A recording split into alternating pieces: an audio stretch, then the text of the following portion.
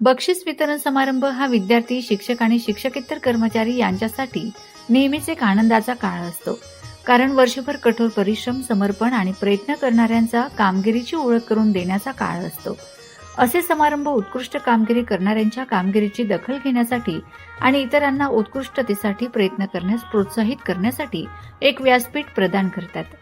धुळे येथील young boys educational and industrial circle संचलित Mohammadia boys Urdu high school व ज्युनियर कॉलेज ऑफ सायन्स येथे नुकत्याच झालेल्या बक्षीस वितरण समारंभात दरवर्षीप्रमाणे यावर्षी सुद्धा शाळा स्तरावर क्रीडा स्पर्धा व सांस्कृतिक कार्यक्रमांचे आयोजन करण्यात आले होते.